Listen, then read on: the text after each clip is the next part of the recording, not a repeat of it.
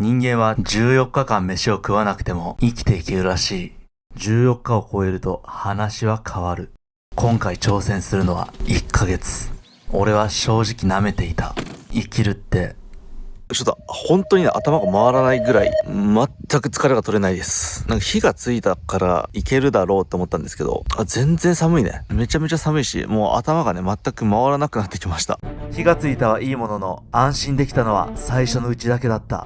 確かに初日の火のない環境と比べれば天国のような環境である。俺は寝ている間火が途切れないように薪を惜しまず炎を太らせた。連日の睡眠不足も相まって火の暖かさで寝たというよりはいつの間にか気絶していたような感覚だった。しかし2時間後、メラメラ燃え盛っていた火はもうそこにはなかったのだ。体温が著しく下がった状態で目が覚めるため、味わったことのない寒気と頭痛、吐き気、さらにはろれつが回らずまともに喋ることすらできなかった。なんとか火を起こし一夜を明かしたわけだが、この苦痛は1日目の徹夜とは比較にならないほど苦しかった。今回は冬の山で遭難したらどうなるのかを体験してみたかったのだが、自然は想像以上に過酷なようだ。不本意ではありますが、3日目からは寝袋を使用させていただきます。今日元気が出れば栗罠仕掛けよう。鹿かイノシシを取ろう。で奴らの毛皮を取って布団にしよう。飯も今んとこ何も食えてないやん。夢で出るんですよ。栗が落ちてて食べてる夢を見て1時間後ぐらいに目覚めて、栗夢やったかって思ってまたうたた寝して、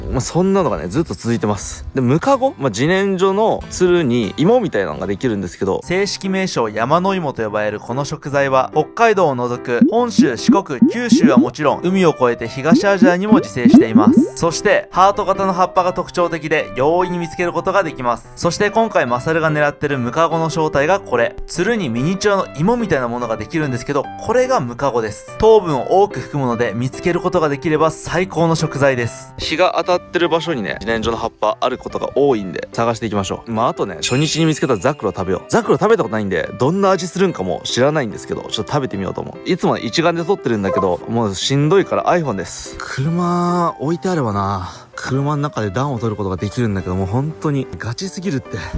出てきたキンチョールの場所ね。あの辺とか自然薯生えてそうなんだけどな。ハートの形してる葉っぱなんですよ。わかりやすい。すっごい勢いでね葉っぱが落ちてるんですよ。ずっとこのペースです。やばいよね。もうハゲ山になるのも時間の問題だよ。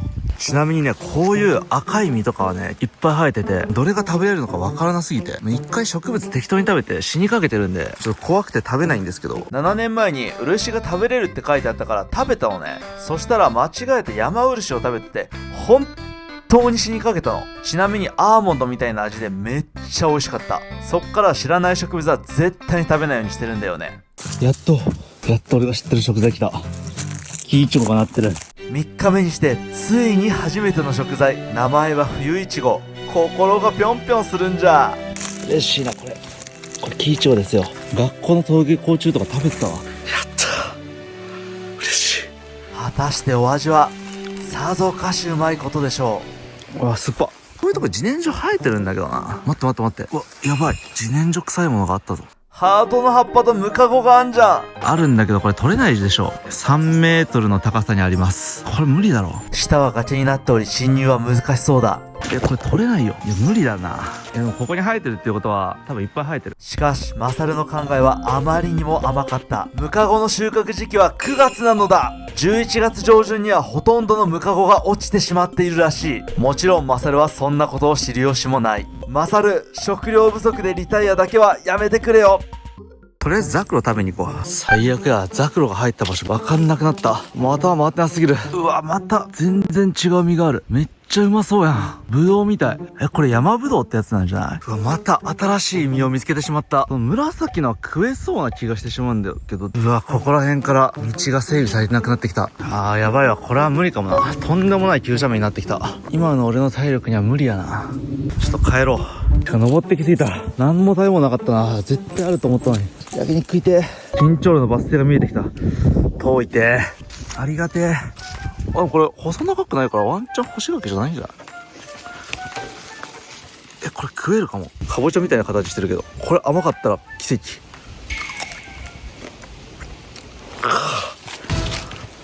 全部渋いやんけ。やばい。あ、これやばいわ。倉庫を歩いてるとまさかの食材を発見しました。てかやばい。自然薯の葉っぱ見つけた。でも全然ムカゴなってないな。1個なってるわ。1個だけや。あ、2個。極小サイズではあるが、ついに念願のムカゴだ。2個ある。てかムカゴってこんな落ちやすいんだ。てかこんなとこまで歩いてきたから、ついでにサワガニ探そう。この選択がまさかの結果を生むことになる。サワガニがいそうなゾーンです。めっちゃいそう。なんかいないの？おー、いたいたいた。おー、いた。サワガニじゃん。いるじゃん。この深さいける？長靴。でもどこ行ったサワガニ？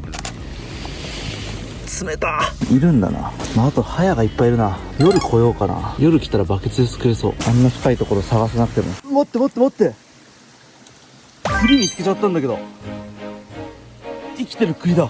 ついに栗見つけた。生きてる。穴も開いてない。やばい。奇跡が起きた。ここに入れとこう。マサルが栗を見つけたのは床止めという場所。落ち葉が溜まってるのはわかるんだけど、なんで栗があるのか不思議だよね。これえげつなくでかい栗の実見つけたんだけど、しかも穴が開いてない。虫に食われてない。やばい。すげえ。入れとこう。やばい。2個見つけてしまった。うわ、いた。あ、最高じゃん。川に来ればよかったのか。そんなわかんねえよ。やばい。4つ見つけた。これで終わりだな。くそ。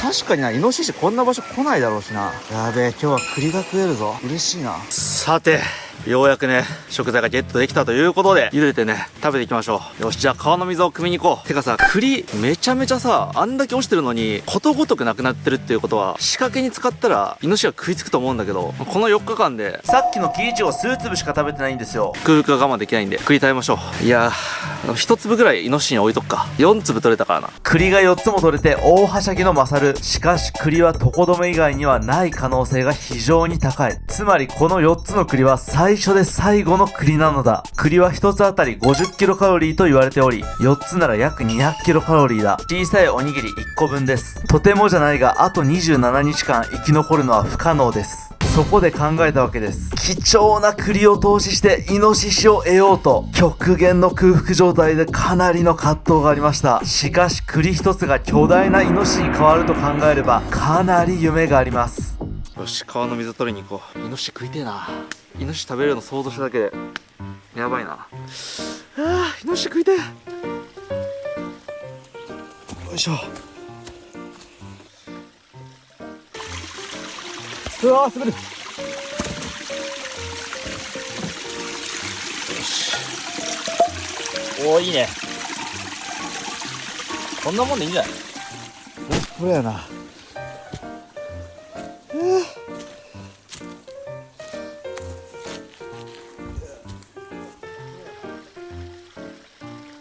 よし、このムカゴ2粒。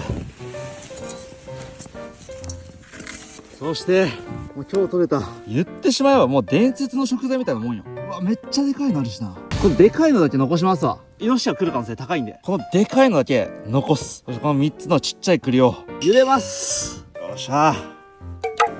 久しぶりの飯や。きつ。やばい、こぼれる。これ恐ろしいのがさ、まだ4日目なんだよな。15日目とかでこの疲労だったらわかるけど、まだ4日目なんだよな。これ絶対にうまいでしょ。楽しみやな。はい、それではね、栗が茹で終わったということでね、今冷めるのを待ってます。今までね、スーパーとかコンビニとかでね、パスタとかね、できたものを買ったりするのに慣れすぎて、もうパスタ茹でるのもクソだるいなって思ってたんだけど、パスタすごいわ。この栗食べるだけでもさ、まず火が絶えないように薪を拾いに行って、薪をくべて、で火を起こしておいて、そこから1キロ以上歩いて、でこの3粒やで、それはもうこの最高にでかい栗に投資するしかないやろ。もうこの1キロ以上歩いて、この栗3粒とムカゴ2粒っていうのは、本来食べるってこれだけ大変な作業なんだね。これ早く冷めろよ。昨日ほぼね、動画回してないけど、昨日が13000歩で、今日が5800歩。めっちゃ歩くな。そろそろ冷めたやろ。とりあえずムカゴから行きましょう。果たしてどんな味なのか想像がつかない。食べています。初めて食いますよ。警戒して少しだけかじるマサル。果たして。俺はこの瞬間生まれて初めて、あまりにもの食材のうまさに脳に電流が流れた。めちゃめちゃうまいやんけ。うまっ。俺はこの日の食事を生涯忘れることはないだろう。それほどの衝撃だった。びっくりした。うますぎる。なんだこれ、茹でた山芋の味がする。やば、激うまじゃん。うますぎ。2メーター50センチぐらいのさ高さで諦めたムカゴ取ろうかな。めちゃめちゃうまいじゃん。いや、うますぎ。なんだこの4日ぶりの久しぶりの飯は。食感と味はね、もう完全に山芋。後味がね、非常に悪い。なんか臭い雑草って感じですね。でも皮剥くんだろうね。皮が臭いわ。うわ、でもうまっ。うますぎ。えっぐ、うまっ。ムカゴやばいわ。じゃあ栗ね、剥いていきましょう。うわ、うまそうな中身が顔を覗かせてる。こんな黄色いってことは甘いでしょ。これ絶対うまいぞ。やばいね、これは。やべえ、これ最高や。うわ、今までちょっと人生甘えてたな。しんどいなとかいろいろ思ったりしてたけど、飯食えるだけでもう幸せやろ。やばいなこれ。感極まるよ。お、むけた。いやー、むけました。すっごいパッサパサなんだけど、なんでなんだろう。もうパサパサとか関係ない。絶対うまい。ちょっと半かけらいきます。これ茹ですぎたんかもな。めちゃめちゃうまいです。なんか今まで栄養源としてはなんか微妙なものを食ってたんだけど、キイチョウとかさ、あれなんぼ食ってもお腹いっぱいになることはないよなみたいなものを食ってたんだけど、これほんと栄養源って感じする。ラスト3つ目です。初日から摂取したのは153キロカロリーのみ。栗を食べても状況がまずいことに変わりない。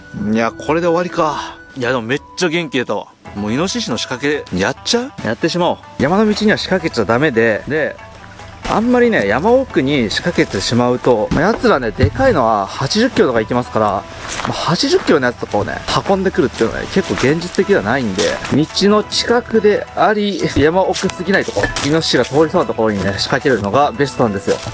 そう仕掛けるしかないんですけどね、取ったことないから。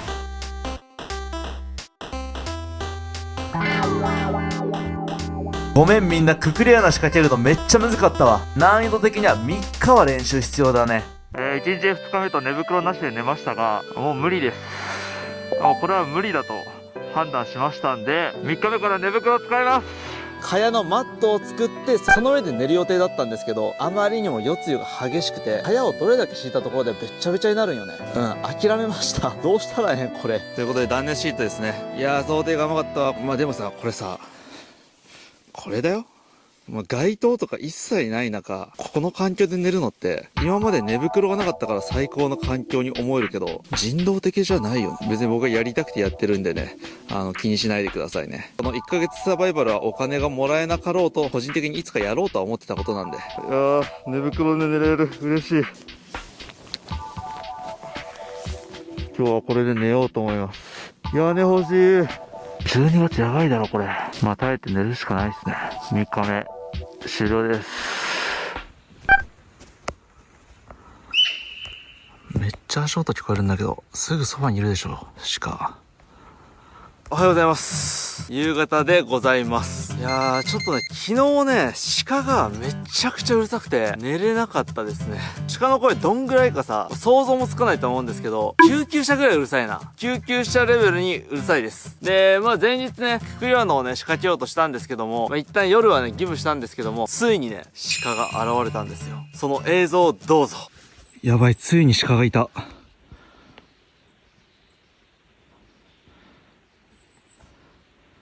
なんか食ってるわ。咀嚼してるよ。お前そんな走り方するんや。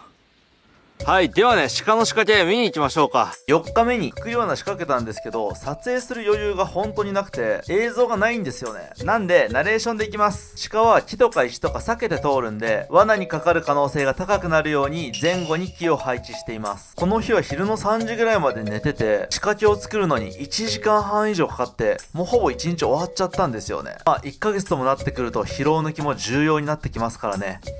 でもね、鹿1匹取れたら最高にお腹いっぱいになれるはずだから楽しみですね。箱穴は今日の朝もね、見に行ったんですけど、何もかかってませんでした。タヌキとかいないのかな、ここ。